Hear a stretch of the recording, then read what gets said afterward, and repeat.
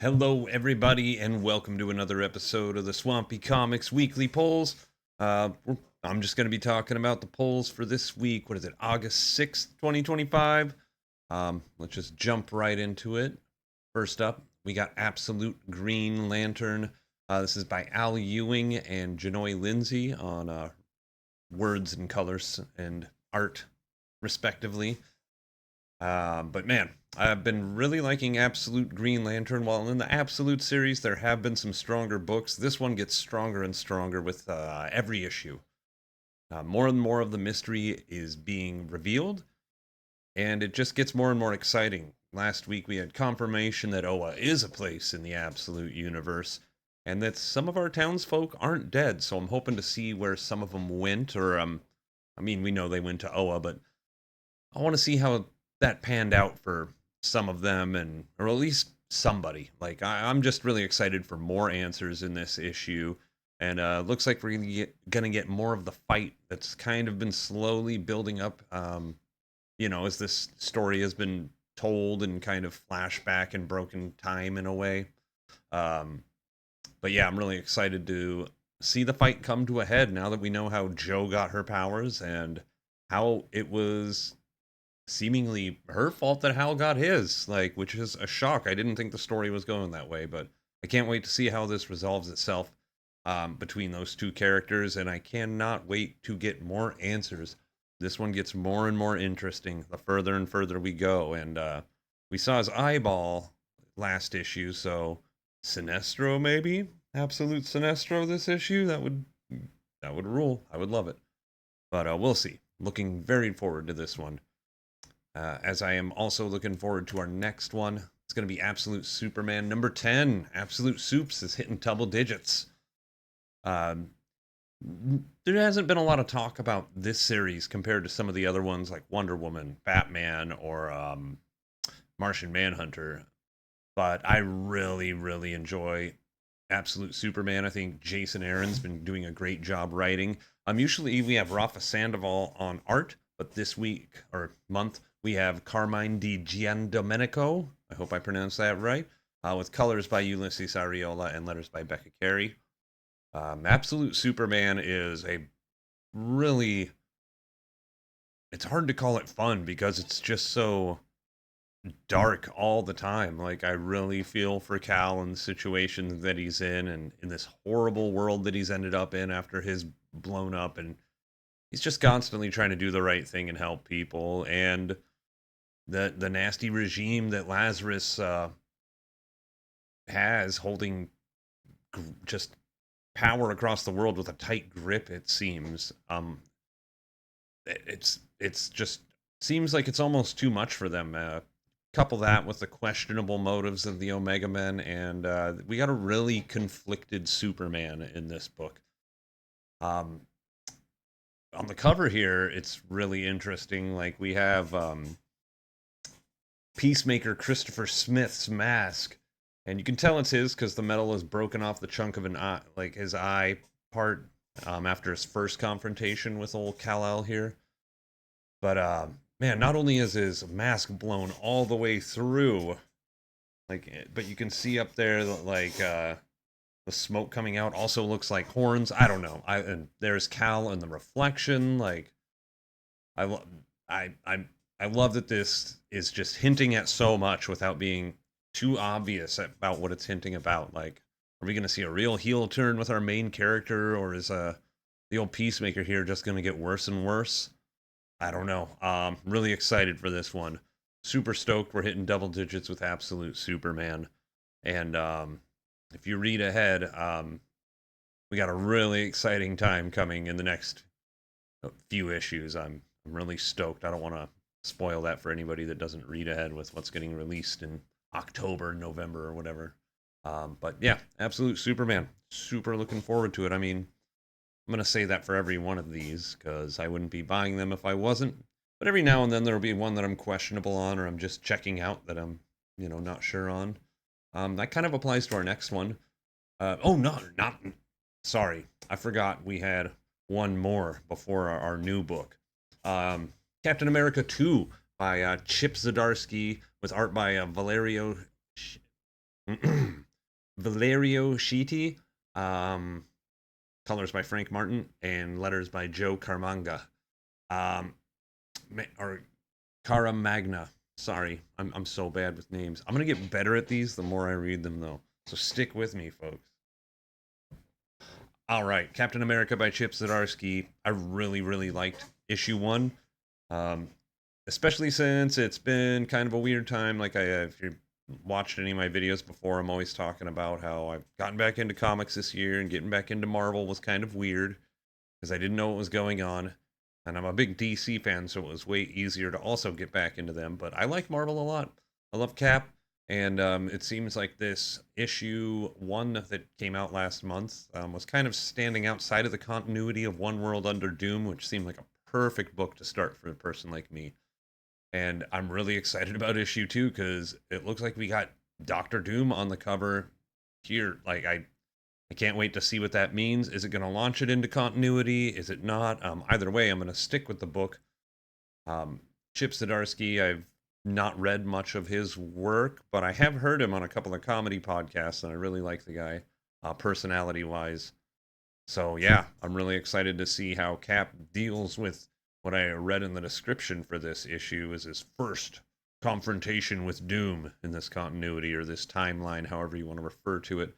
But I also can't wait to see his interactions with this other super soldier that kind of came up during the Gulf War, post just immediately after 9/11 and all that. So, yeah, looking forward to this one.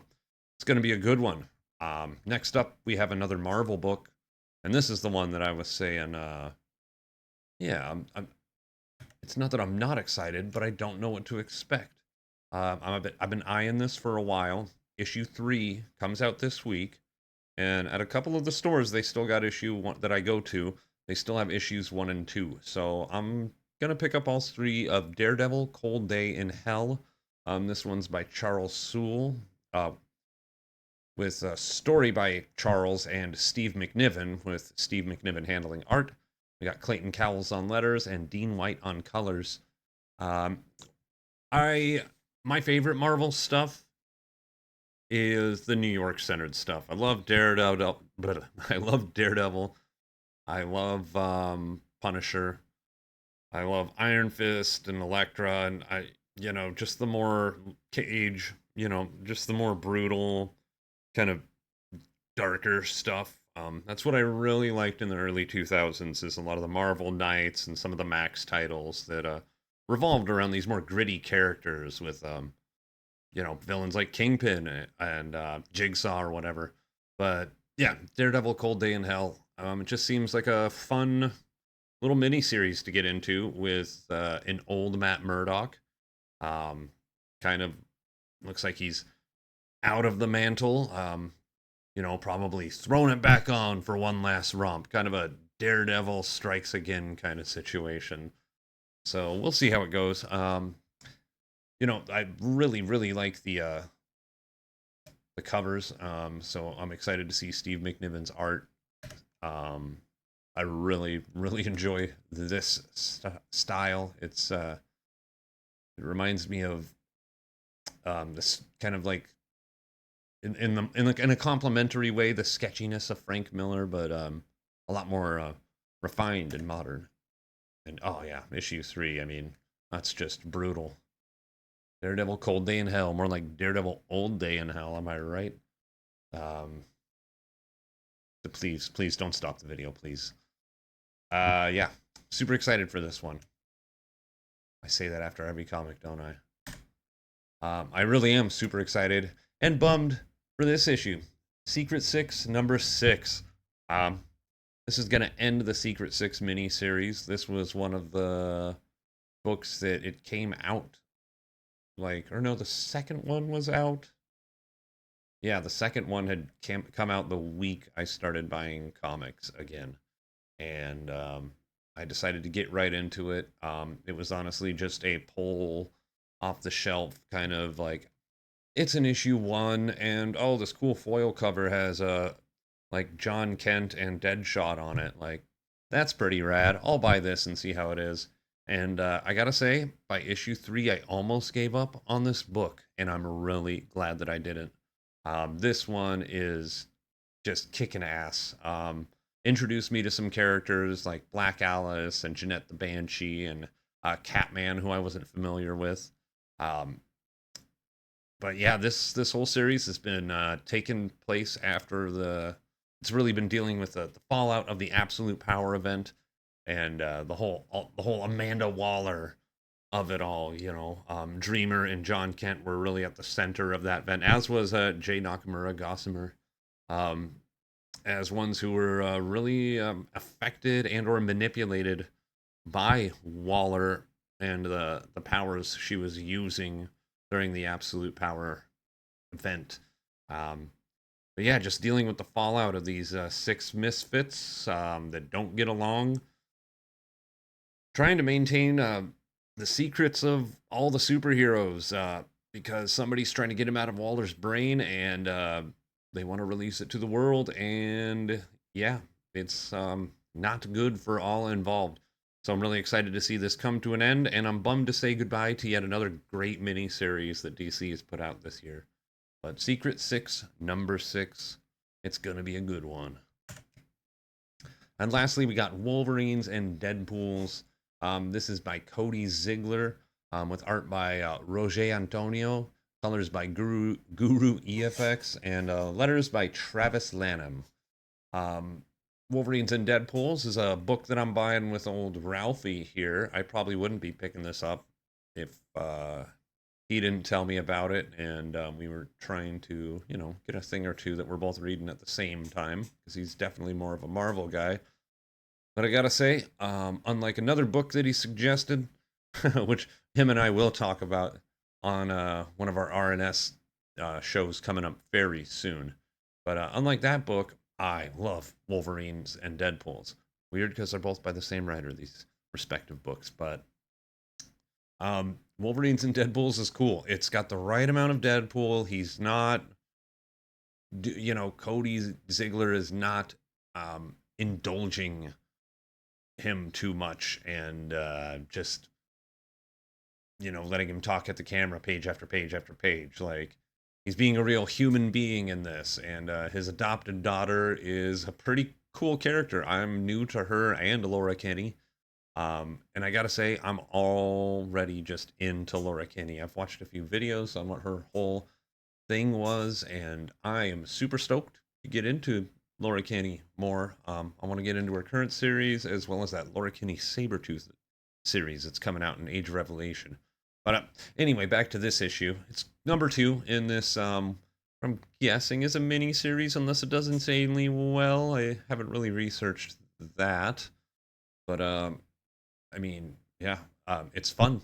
I like it a lot. They're coming up against the Shadow King in this village that they're trying to help that's been haunted by, this Shadow King here.